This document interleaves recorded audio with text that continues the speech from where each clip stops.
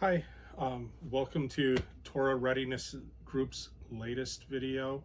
I don't think we actually explained what we were really doing when we started these weekly videos. Um, the idea was inspired by Pastor Joe Fox of Viking Preparedness, who was giving homework. Um, and we directly used the first lesson was, or the first homework assignment was directly from one of his, the Make a Cup of Tea one. Anybody that knows his channel may have recognized that assignment. Um, this week, and we're matching all of the homework to the video. Sorry, we're matching all of the homework to the lesson that we're watching this week in Bear's Prepper Classroom series, which is the current thing that we're doing with Torah Readiness Group. Each week we do an online viewing party of one of his Bear Independent Prepper Classroom videos, and watch it as a group, ask questions during it, but mostly have a Q&A and then kind of roundtable discussion at the end. So the next lesson that we'll be watching in the Prepper Classroom is on tools, and thought we would go over tools, and specifically the most common tool that you're going to use in a lot of preparedness scenarios, but honestly just in daily life, are knives. So the first thing that we did, and we'll edit into the video here a couple pictures. I have all of my EDC on me in these pictures. Now, I will say, the way that I normally go to work, I'm not wearing this sweatshirt. I'm wearing a polo shirt. But then again, we will insert a picture here, and you can see all of the stuff that I had on me in those pictures. I work in a spot where I do regularly go through metal detectors, and I really can't have firearms on me. So I don't carry a gun at work, and I wear a polo shirt and still carry all of the other stuff. So there's medical there, there's a lighter, there's two knives. We can go over EDC items, and especially medical things we'll go over later. As far as the knives go, the knives that I actually carry on me every day, the one that I would carry if I was only carrying one, it's a Leatherman. I carefully picked it to have a pocket clip so that it doesn't get lost. I can grab it, I can draw it easily, and it opens one-handed. And yes, in theory, that makes it the cool guy one-hand opening tactical folder. Not expecting that I'm going to fight with a Leatherman, but quite often you're holding something in one hand, you need to open it with the other hand. And I've gotten very good at then closing it by just pushing on my thigh. So I've carried this knife every day for 20 years. It's served me very well. Part of the reason that I picked it, it's got a seatbelt hook on it, so it will cut somebody out of a car if their seatbelt won't open. The other knife that I carry on me is a karambit made by Fox Knives, the karambit folder. What it's designed to do, this is a fighting knife. What it is designed to do is, it's a folder, but when you draw it out of your pocket with your finger looped through here, the Emerson Wave feature is what it's called, hooks on the inside of your pocket and swings open. And so it's a folder, but it comes out. Okay. The homework, after seeing all of that stuff that I carry and then zeroing in on the knives, is figure out, if you don't already carry a knife with you regularly, figure out within your daily life, within the things that you have around you, what knife can you carry, and your local laws might impact it. So when I lived in Washington DC, well, I lived just outside of DC, I worked in DC, and I had to comply with their blade length laws. I carried a Gerber Easy Out Junior. I still was able to open all the boxes I needed to open, and walking streets of DC after sunset, there were several times I was very glad I had that knife, and I had it in my hand ready to flick open. As you're looking at knives, think though about what fits into your life, what you, one, can and will carry, and two, what do you need? Do you just need a little blade to cut open boxes and cut string, or do you need a whole toolkit?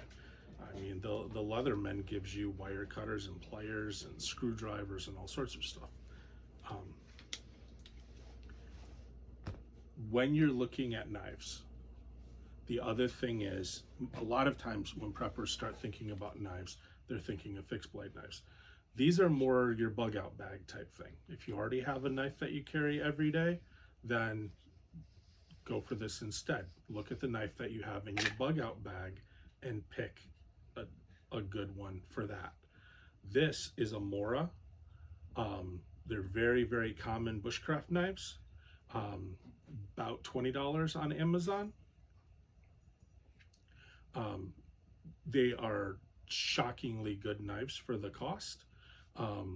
They're 3/4 tang, and the tang refers to how much metal there is back here into the handle, and you want 3/4 or preferably full tang when you're going to do something really rugged with the knife in bushcrafting, carving, trying to slice through wood, maybe batoning on wood, that sort of thing. One of the things about the Mora that I don't know if you can see in this video, the grind on it's called a Scandi grind, and basically what it means is that there's one smooth angle to the blade, so when you go to sharpen it, it's very easy to lay this big area here on it and sharpen it. It gets nice and sharp, not as sharp as a hollow grind, which I'll show you in a minute, but it's much stronger than a hollow grind. This is one of the best blade shapes that you're going to get for something like bushcrafting and general utility.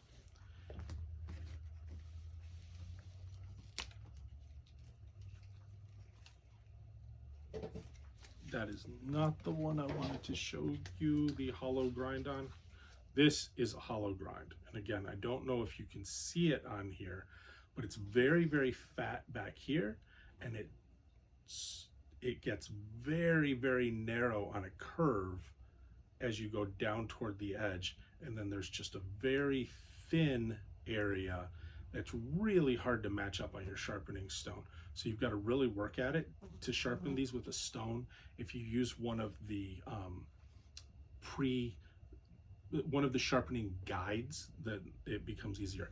What these are really great for is hunting knives will usually be shaped like this. That's exactly what this is a hunting knife. And they're really, really sharp if they're sharpened right. So they're really good for skinning. They're really good for cutting apart animals, that sort of thing. But because of this thinness down here, they're more likely to break, or at least chip on the edge.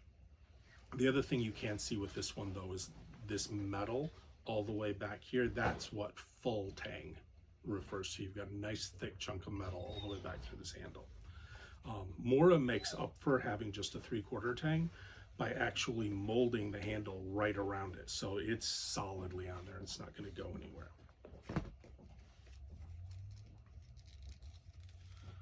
This is actually a K-bar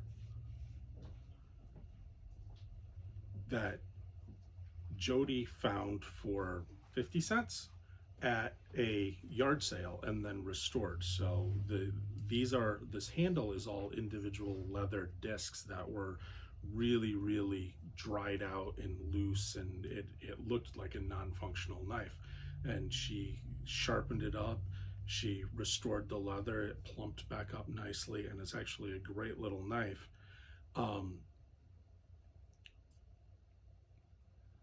The blade on this, I don't know if you can see it. I'm going to show you on a machete so you can see what a saber blade is, but this is more of a saber blade, which basically has a couple angles to it. It's very, very thick back here. It angles down, but it doesn't have that concave shape to it. It's just a flat angle. And then it angles in even steeper to the very edge of the blade. It doesn't get as sharp as either of the other two, but it's a stronger blade style. Now, this one is a very small version of a saber blade, so, you know, it might not be as strong as some of the other ones anyways, just because it's a small knife, but very common of like a combat knife or a rugged utility knife. Now, where you can really see what a saber blade looks like, by the way, if you don't know that you need a machete in your bug out bag, I am not suggesting getting a machete in your bug out bag. They are very, very useful tools when they're called for. Very rarely are they called for. And honestly, they're most useful in more southern areas. Where we are in Michigan, it's much more hardwood forest and stuff like that, and you're not going to chop through quite as much with this. But what you should be able to see on this is the fact that you've got one angle here, and then it slopes down with the other angle, so that's much more obvious of the saber angle. The last knife I just want to point out to you, this is very typical of your pocket clip knife. Lots of people carry things like this. This is the one that Jody actually carries quite often. It's got extra features on it that you don't see with a lot of them. So most clip knives do have the thumb opening. This one's got a spring assist, so once you start it, it flicks open. So, but it's got the thumb opening, or it has a knob here on the back. Again, I think of those more as I'm holding something with one hand and I need to cut it so I can open it with one hand, versus I'm going to speed open that in a fight. She picked this one though specifically because it's got a seatbelt cutter on it and it's got a glass breaker on it. The thing that I personally don't love about this knife is the blade on it is a half serrated blade. Your mileage may vary. I hate serrated blades. What I find is that they snag on the things that you try to slice with them, and I've never encountered something. I know there are claims that certain things cut better with serrated blades. I personally have never found something that I'd rather have a serrated blade for. Instead, I just find that they're harder to sharpen, and I want to slice with my smooth blade anyway, so I give up, in this case, half of my blade to have the serrated blade. The other thing to stress when looking at a clip knife, this particular one, the clip is on this side and it's always going to be on this side. On my Fox, I've actually got clips on both sides. I personally did that so I can put this knife in either pocket. What it's designed for is it's got a spare clip and it's got the ability to put a clip on either side depending on whether you want it in your left or your right pocket. So keep that in mind if you're left-handed, or if you're doing like me and carrying something in each pocket. So that might be more than you wanted to know about knives, but that will get you started trying to pick something out to either carry every day if you don't already carry something every day. And if you do already carry something every day, then look for your bug out bag, bushcrafting bag, whatever like that, and look for a good solid fixed blade. And if you don't have one, the default, you can't go wrong with a Mora. All right, have a great day. Go out and find a knife.